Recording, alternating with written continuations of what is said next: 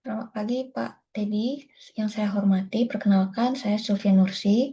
Pada kesempatan ini, saya akan mempresentasikan proposal penelitian saya yang berjudul Analisis Pengaruh Ukuran Perusahaan, Likuiditas, Pertumbuhan, dan Struktur Modal terhadap Profitabilitas dan Nilai Perusahaan pada sektor consumer non-cyclicals di Bursa Efek Indonesia periode 2019 sampai 2024.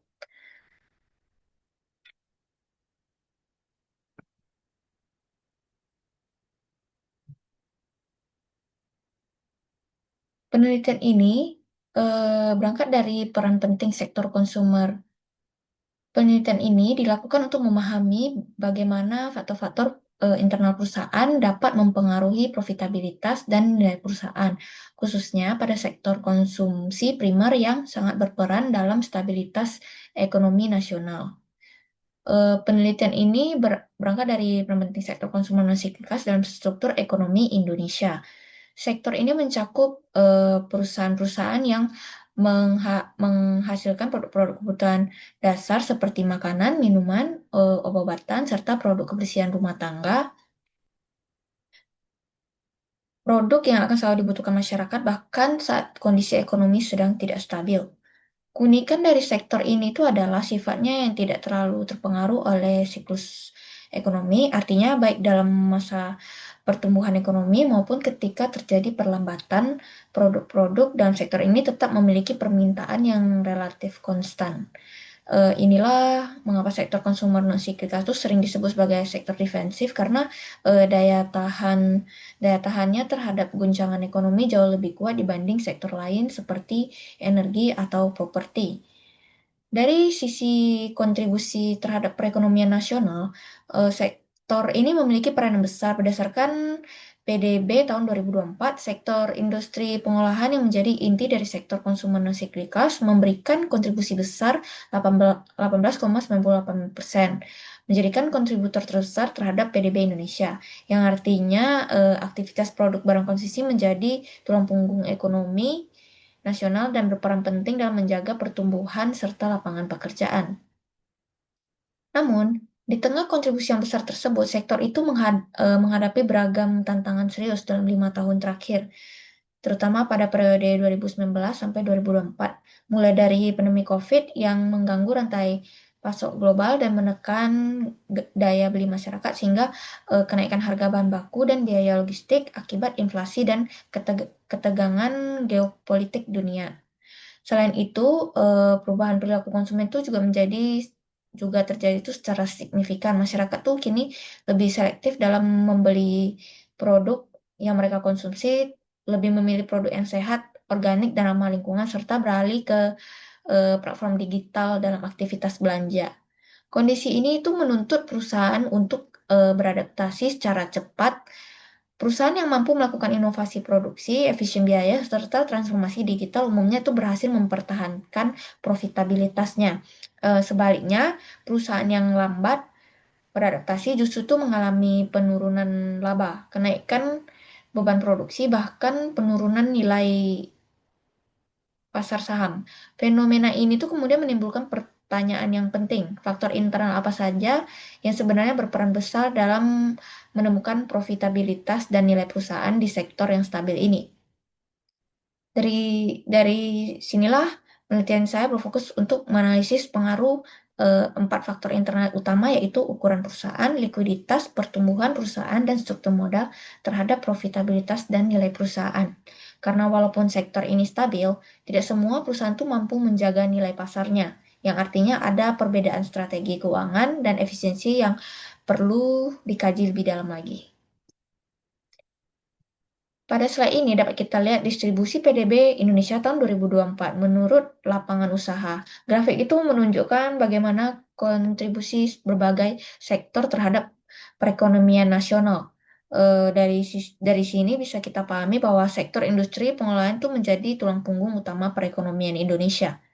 Kontribusi sektor industri pengolahan mencapai 18,98%, disusul oleh sektor perdagangan 13,07%, pertanian 12,61%, eh, konstruksi 10,90%, 10,09% dan pertambangan 9,15%. Angka ini menunjukkan bahwa kegiatan ekonomi Indonesia itu masih sangat bergantung kepada aktivitas produksi barang konsumsi, terutama dari sektor konsumen non-sindika seperti makanan, minuman, dan produk kebutuhan rumah tangga. Distribusi yang tinggi pada sektor industri pengolahan menggambarkan bahwa permintaan terhadap barang kebutuhan pokok tetap tinggi dan stabil, bahkan ketika ekonomi itu sedang melambat. Yang artinya sektor ini tuh berperan strategis dalam menjaga stabilitas konsumsi domestik, lapangan kerja, dan pertumbuhan ekonomi nasional. Yang artinya dengan karakter seperti ini, sektor konsumen non-cyclical dapat dikatakan stabil tapi tidak agresif. Stabil dalam permintaan, namun pertumbuhannya itu tidak secepat sektor lain seperti teknologi atau transportasi.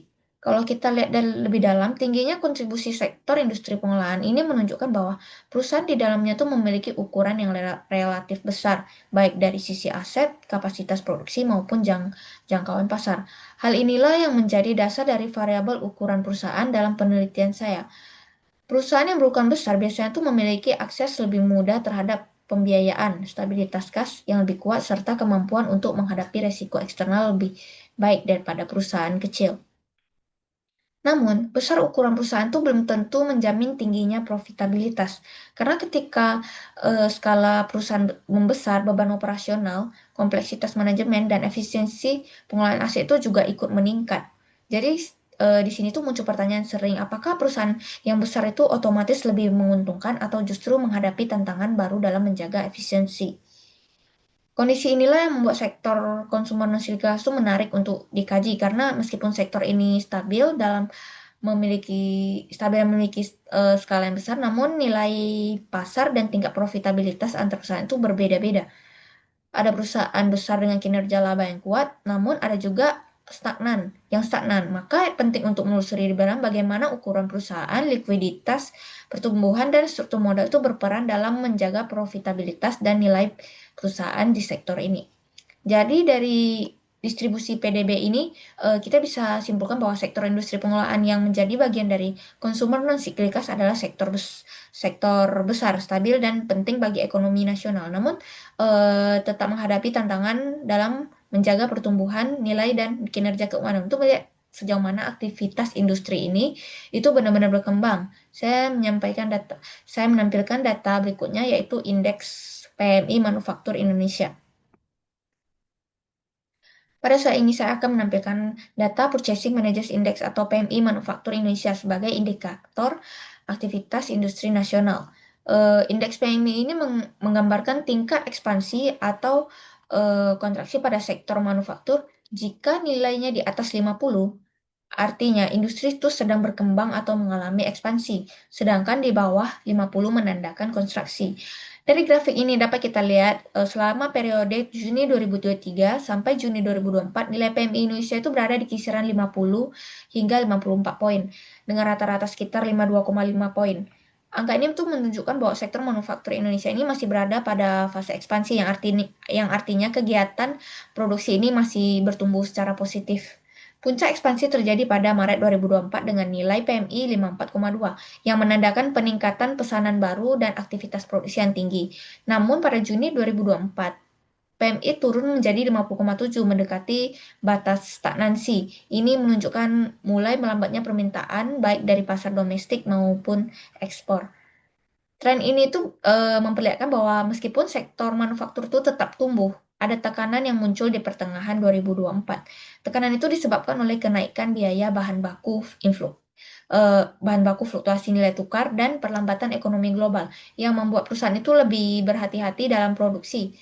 Dalam konteks consumer non cyclical, fenomena ini menunjukkan bahwa perusahaan di sektor kebutuhan pokok ini memang masih berproduksi aktif karena produknya tetap dibutuhkan, tapi pertumbuhannya ini melambat. Kondisi ini sangat relevan dengan variabel pertumbuhan perusahaan. Dalam penilaian saya, ketika PMI ini melambat, artinya laju ekspansi perusahaan juga mulai tertahan. Dalam hal ini bisa berdampak langsung terhadap tingkat profitabilitas. Karena semakin lambat pertumbuhan, semakin kecil pula potensi peningkatan laba dan nilai perusahaan di pasar modal. Jadi meskipun sektor ini dikenal stabil, bukan berarti itu tidak menghadapi resiko. Justru stabilitas ini tuh bisa menjadi tantangan baru dalam menjaga pertumbuhan daya saing. Temuan ini sejalan dengan konsep trade-off theory dan signaling theory yang menjadi dasar penelitian saya. Dalam kondisi ekspansi yang melambat, perusahaan itu harus menyeimbangkan antara penggunaan modal sendiri dan utang agar tidak menambah risiko keuangan. Sementara itu, profitabilitas dan laporan keuangan yang kuat dapat menjadi signal positif bagi investor. Bahkan, perusahaan tetap efisien dalam mampu bertahan dan dalam situasi pasar yang menantang. Pada slide ini saya akan menyampaikan data performa IDX non-siklika selama periode 2019 hingga 2024, baik dalam jangka pendek maupun jangka panjang. Grafik ini digambarkan bagaimana kinerja saham perusahaan di sektor barang konsumsi primer dibandingkan dengan sektor lain di Bursa Efek Indonesia. Dari grafik ini dapat kita lihat bahwa 5 tahun terakhir, sektor konsumer non-siklika itu mengalami penurunan kinerja sekitar minus 18,72%. Angka ini jauh di bawah rata-rata indeks harga saham gabungan IHSG yang masih tumbuh positif 25%. Dan juga bahwa sektor lain seperti teknologi mencatat pertumbuhan pesat serta energi yang meningkat akibat kenaikan harga komoditas global. Fenomena ini tuh menunjukkan bahwa meskipun sektor ini stabil secara operasional, namun dari sisi nilai pasar justru itu cenderung menurun. Artinya investor tuh tidak memberikan apresiasi harga saham yang tinggi terhadap perusahaan-perusahaan di sektor ini. Hal ini tuh terjadi karena sektor ini dianggap kurang memiliki potensi pertumbuhan tinggi meskipun secara laba eh, bersih tetap positif. Selain itu, 5 tahun terakhir minat investor itu bergeser ke sektor lain tuh yang lebih agresif seperti teknologi digital, energi terbarukan, dan sektor finansial berbasis inovasi. Sementara sektor konsumer siklikas cenderung dianggap konservatif karena pertumbuhannya tuh stabil tapi lambat. Akibatnya harga saham tuh stagnan meskipun kinerja keuangannya tuh tidak menurun secara signifikan. Kondisi ini menjadi dasar penting bagi penelitian saya bahwa penurunan nilai pasar tidak bisa hanya dijelaskan oleh faktor eksternal saja, tetapi juga oleh faktor-faktor internal seperti ukuran perusahaan, likuiditas, pertumbuhan perusahaan, dan struktur modal. Fenomena ini juga selaras dengan signaling teori dan trade-off theory yang saya gunakan dalam penelitian. Menurut signaling teori, profitabilitas dan struktur modal itu memberikan signal kepada investor tentang kekuatan dan resiko perusahaan. Ketika perusahaan ini memiliki laba tinggi dan utang terkendali, pasar akan menilai positif dan menaikkan nilai sahamnya. Namun jika perusahaan itu memiliki beban utang tinggi tanpa peningkatan kinerja, signal yang muncul itu justru negatif dan tidak bisa menjelaskan kenapa sektor ini turun. Dengan demikian, dari grafik ini, sektor ini kita bisa simpulkan bahwa stabilitas operasional tidak selalu diikuti oleh kenaikan nilai perusahaan. Inilah menjadi dasar penting mengapa penelitian saya itu perlu dilakukan untuk memahami sejauh mana faktor internal perusahaan itu benar-benar mempengaruhi profitabilitas dan nilai perusahaan, khususnya pada sektor non-consumer non siklikas di Bursa Efek Indonesia.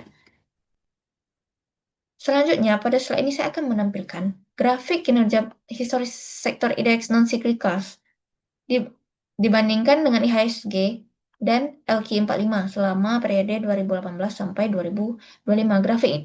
Grafik ini tuh menggambarkan bagaimana fenomena performa saham sektor konsumer non-cyclical secara jangka panjang serta perbandingan dengan indeks pasar yang lebih luas.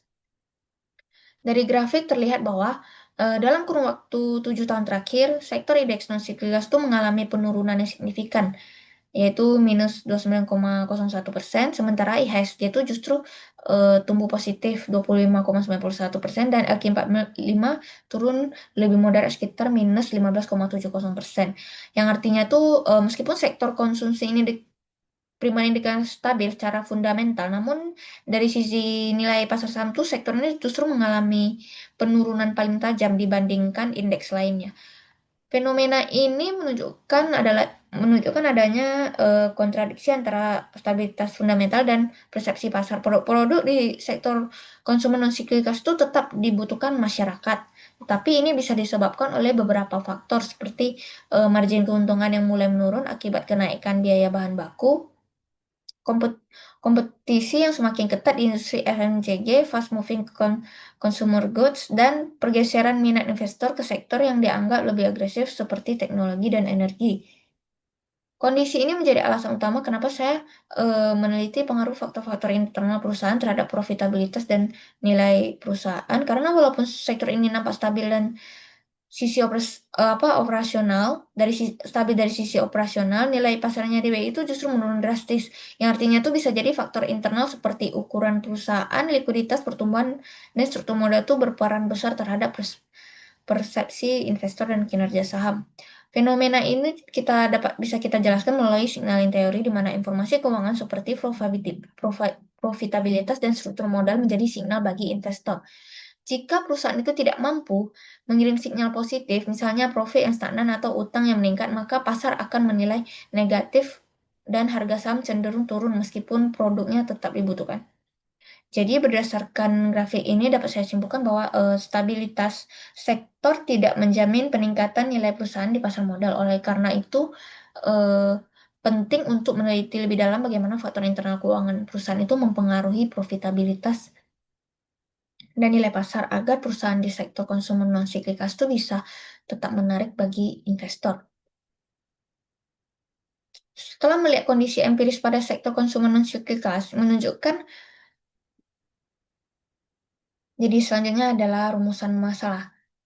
Setelah kita melihat empiris dari sektor non konsumer non siklikas ini kita menunjukkan adalah stabilitas kinerja tetapi penurunan nilai pasar, maka muncul pertanyaan penting yang sebenarnya faktor-faktor internal yang mempengaruhi profitabilitas dan nilai perusahaan di sektor ini. Seperti eh,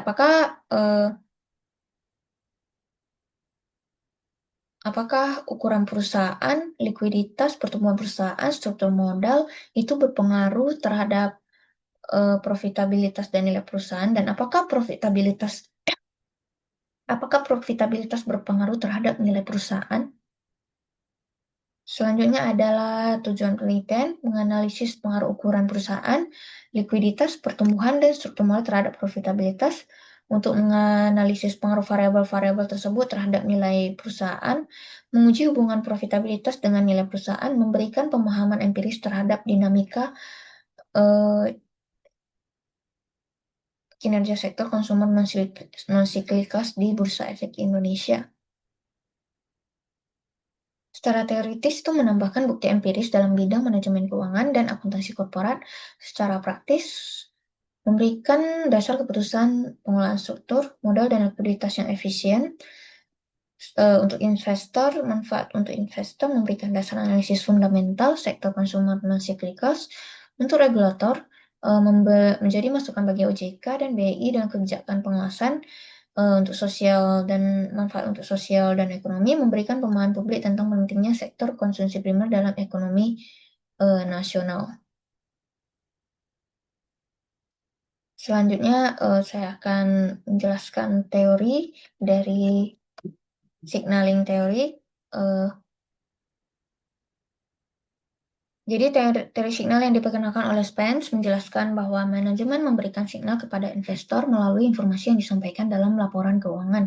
Signal ini muncul karena adanya asimetri informasi di mana manajemen memiliki informasi yang lebih lengkap mengenai kondisi dan prospek perusahaan dibandingkan pihak eksternal. Informasi menunjukkan kinerja positif seperti peningkatan laba atau kondisi keuangan yang stabil.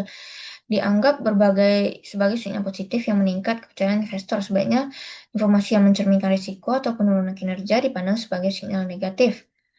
Dengan demikian, kualitas dan transparansi laporan keuangan menjadi penting agar perusahaan dapat mengurangi asimetri informasi, menjaga kepercayaan investor, pada akhirnya meningkatkan nilai perusahaan.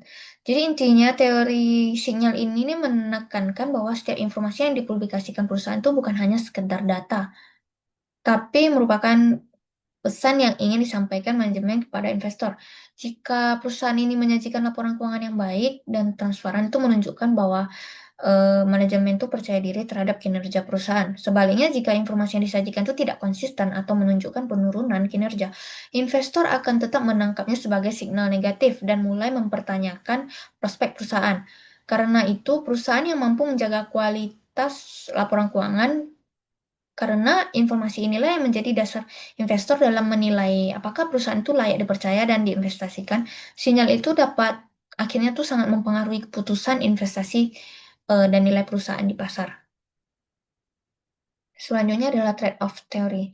Jadi trade-off theory ini menjelaskan bahwa perusahaan itu menentukan struktur modal dengan menyeimbangkan manfaat dan biaya menggunakan utang. Utang memberikan manfaat berupa penghematan pajak, namun juga menimbulkan risiko seperti biaya kebangkrutan dan biaya keagenan. Semakin tinggi risiko kebangkrutan, maka semakin besar potensi biaya yang harus ditanggung, sehingga penggunaan utang menjadi kurang menarik. Teori ini menegaskan bahwa nilai perusahaan dapat meningkat ketika proporsi utang berada pada tingkat optimal, yakni ketika manfaat pajak masih lebih besar daripada biayanya, dengan struktur modal yang seimbang. Perusahaan dapat memperluas akses pendanaan, memanfaatkan peluang investasi, dan meningkatkan kinerja keuangan.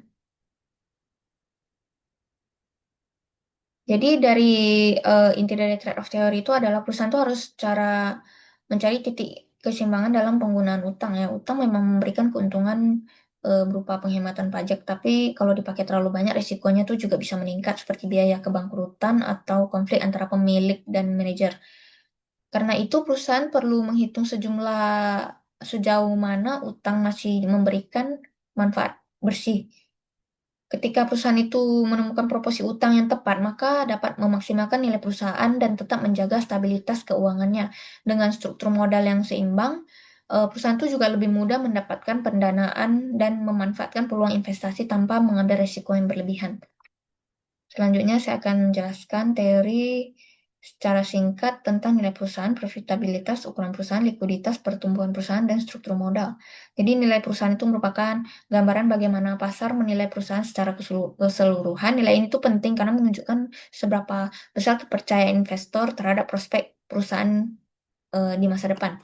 Kalau profitabilitas itu menunjukkan kemampuan perusahaan menghasilkan laba. Semakin tinggi profitabilitas, maka semakin kuat posisi perusahaan dan semakin menarik bagi investor. Kalau ukuran perusahaan itu adalah total aset atau pendapatan, perusahaan itu yang lebih besar umumnya itu dianggap lebih stabil dan memiliki resiko yang lebih rendah dibandingkan perusahaan kecil.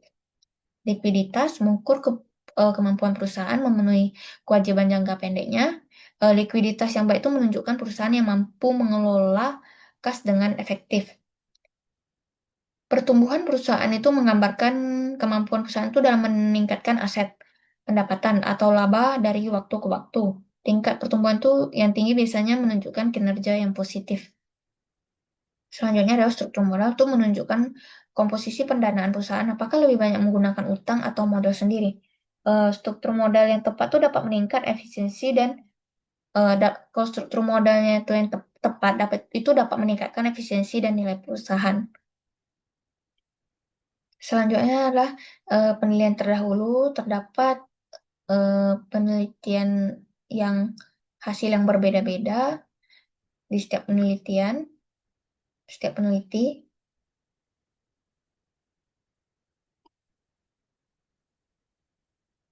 Selanjutnya adalah pengaruh antar variabel. Jadi di sini terdapat hipotesis saya hubungan antar variabel berdasarkan teori signaling dan trade-off teori yang saya jelaskan sebelumnya, yaitu hipotesis pertama, ukuran perusahaan berpengaruh positif terhadap profitabilitas. Hipotesis kedua, likuiditas berpengaruh positif terhadap profitabilitas. Hipotesis ketiga, pertumbuhan perusahaan berpengaruh positif terhadap profitabilitas. Hipotesis keempat, struktur modal berpengaruh negatif terhadap profitabilitas. Dan hipotesis hipotesis 5, ukuran perusahaan berpengaruh positif Ukuran perusahaan berpengaruh positif terhadap nilai perusahaan. Eh, liku- ha- Hipotesis ke-6, likuiditas berpengaruh positif terhadap nilai perusahaan. Hipotesis 7, pertumbuhan perusahaan berpengaruh positif terhadap nilai perusahaan. Hipotesis 8, struktur modal berpengaruh negatif terhadap nilai perusahaan. Hipotesis 9, profitabilitas berpengaruh positif terhadap nilai perusahaan. Berikut adalah kerangka pemikiran saya, yaitu ukuran perusahaan, likuiditas, pertumbuhan perusahaan, dan struktur modal terhadap profitabilitas dan nilai perusahaan, dan profitabilitas terhadap nilai perusahaan. Selanjutnya adalah metode penelitian, tempat dan waktu penelitian. Jadi laporan keuangan perusahaan yang terdaftar di Bursa Efek Indonesia yang diakses melalui situs resmi www.idexco.co.id. Ini mencakup informasi keuangan tahunan perusahaan yang menjadi objek penelitian selama periode pengamatan. Proses ini penelitian dilaksanakan mulai dari Juni 2025 hingga Desember 2025. Populasinya itu sektor konsumen non-siklikas yang terdaftar di Bursa Efek Indonesia selama periode 2019 sampai 2024 terdapat 128 perusahaan. Sampelnya terdapat 65 perusahaan yang diambil. Teknik pengambilan sampel itu proportive sampling. Kriteria pengambilan sampel itu berikut kriteria pengambilan sampel. Jenis datanya itu kuantitatif, sumber data sekunder, teknik pengumpulan data itu laporan keuangan perusahaan yang terdaftar di Bursa Efek Indonesia. Berikut adalah operational variable. Variabel yang akan saya teliti beserta rumus dan skalanya adalah rasio.